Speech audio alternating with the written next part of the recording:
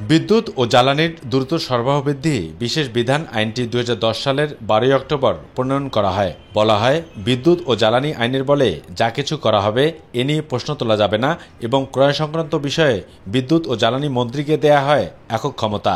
এই আইনের পরিকল্পনা বা প্রস্তাবের প্রচার সংক্রান্ত 6-এর 2 ধারা ও আদালত ইত্যাদির এখতিয়ার রহিত করা সংক্রান্ত 9 ধারার বৈধতা নিয়ে গত আগস্ট মাসে একটি রিট করা হয়।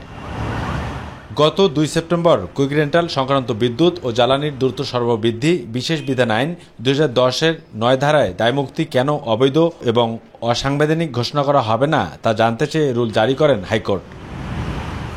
বৃহস্পতিবার সকালে বিদ্যুৎ ও জ্বালানির দ্রুত সরবরাহ বৃদ্ধি আইনে মন্ত্রীর একক ক্ষমতা বলে সকল কাজ করতে পারবেন আইনের এই ধারা অবৈধ, অসাংবিধানিক, জনবিরোধী বলে রায় দিয়েছেন হাইকোর্ট। বিদ্যুতের কোনো চুক্তি নিয়ে প্রশ্ন তোলা যাবে না, এই ধারাটিও বাতিল করা হয়েছে।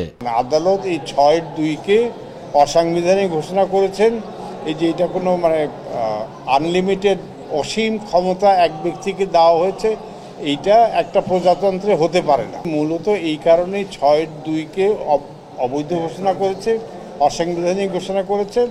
আর আমরা 9 ধারাও চ্যালেঞ্জ করেছিলাম।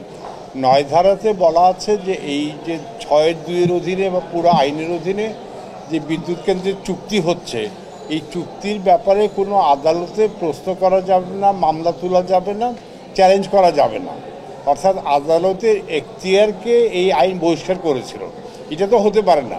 আদালতের এখতিয়ার, আদালতে আপনি যেতে পারবেন না, এটা কোনো এই ইনডেমনিটি কোনো আইন করে দিতে পারে না। শাহদিন মালিক বলেন, লুটপাটকে আইনভিত্তি এবং আওয়ামী লীগের ঘনিষ্ঠ ব্যবসায়ীদের সুবিধা দিতেই এই আইনটি করেছিল আওয়ামী লীগ। এটা তো একটা লুটপাটের চরম একটা ব্যবস্থা, যেটাকে লুটপাটটাকে আইনি একটা ভীতি দিয়েছে।